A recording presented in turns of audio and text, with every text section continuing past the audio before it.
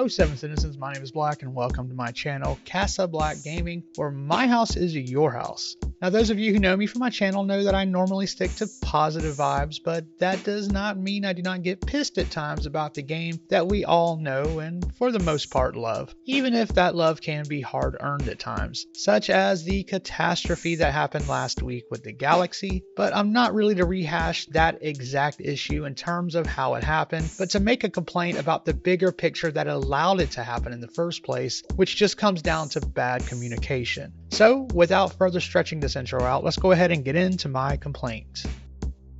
So last week's Galaxy implosion was 100% preventable and comes at a time when CIG had just regained the reins of good publicity back from the very stupid Atlas fiasco that had placed a deservedly black mark on CIG's marketing of ships. Again, I'm not going to rehash another fiasco, but it just underscores how quickly the good times can be squandered away. I mean, they were only 5 days out from CitizenCon, where we were still getting mostly positive content and comments from everyone still riding the highs of base building, Castra, and sandworms. But lo and behold, up from the depths rose a new threat, and the happiness was not to last. So how did this come about and how can it be prevented in the future? Now ultimately it boils down to miscommunication, and I for one can say that I too was misinformed, and it took one of my Discord members to help me see what had truly happened. Now I had bought the Galaxy when it was initially announced 2 years ago because cargo, medical, and refinery, oh boy, was plenty to sell me. Last year when we found out it would also base build, I was even more ecstatic because the ship was already in my stable and it was just one more module to buy, so I saw this as an unintended bonus, and that was that, even though I didn't actually go out and try to buy that module. I had no idea if a base module had been put in the store, nor that it had been truly discussed on stage and confirmed. I thought it was just a picture floating about that showed the Galaxy doing base building.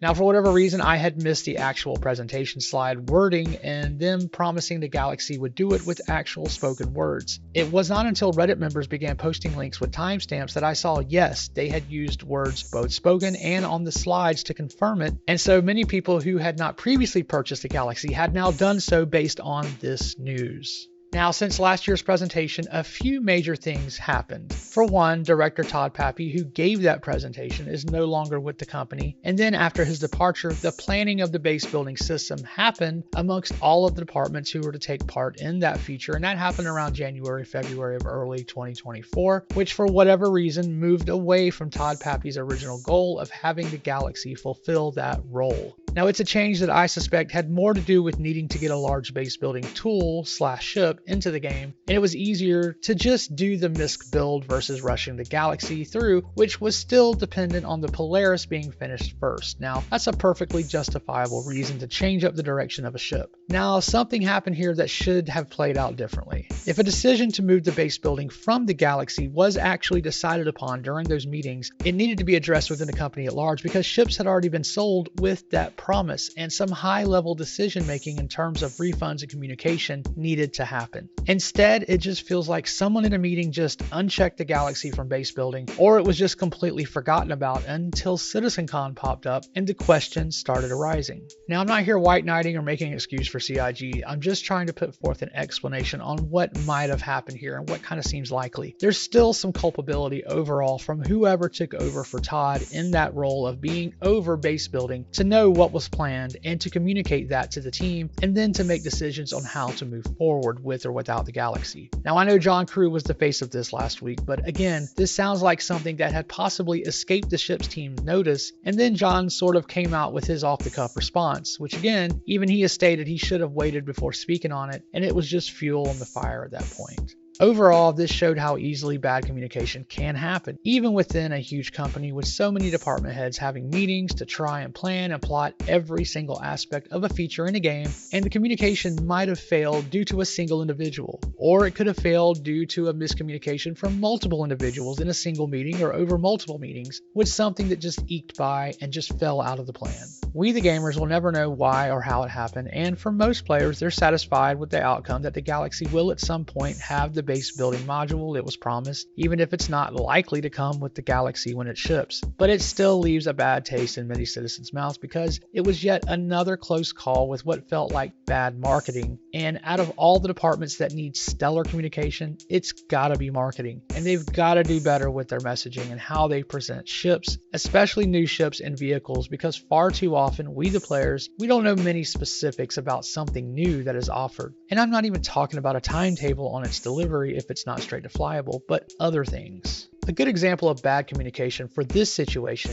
that could happen is when the build comes out for sale. Now, is marketing going to tell us if those of us with Galaxies are going to get the build as a free loaner before we have to make the decision to put money on it? Now, that's something I would very much like to know. Many of these ships cost hundreds of dollars, and as consumers, whenever most of us spend that kind of money on anything, we're pretty quick to do some research. I mean, hell, I spent 45 minutes the other day poring over reviews of an iced tea maker on Amazon, trying to decide if the one for $69 was that much better than the one for $59. I was going over all the questions asked and then deep diving on the reviews going back the last 2 years. Now that's a pretty typical thing for a consumer to do. And yet CIG wants us to part ways with hundreds of dollars with sometimes more questions than answered offered up by their little basic Q&As. Also, when you're putting that kind of money into a digital ship, it'd be nice to hear something on that investment yearly, even if it's just to say that it's not currently on the roadmap until X feature is ready or X ship is done first. You know, just to let us know what's going on with these investments. Now, I know Jared and members of the ship team have stated in the past that if they don't mention it, it's not currently being worked on, but that's not really good communication. Just some of the things I just mentioned would go a long way, not to mention people just get a slight rise in hearing that their ship's name being mentioned, just so they know you haven't forgot about it. In other words, too much communication is not going to be a bad thing, but not communicating can be downright criminal.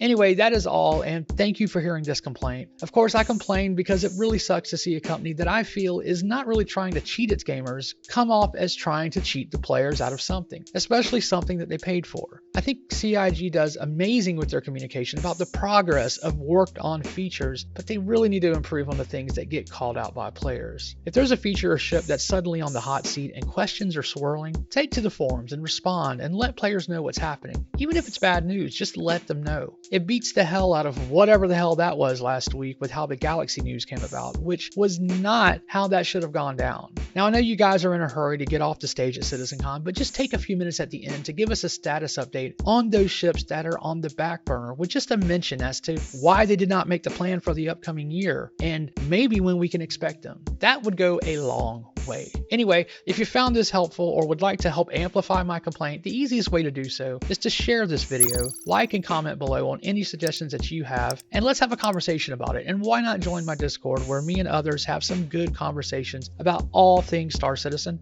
and more. Anyway, I've been Black and thank you for watching, and let's try to keep it positive out there as we make our way through this very non-perfect verse.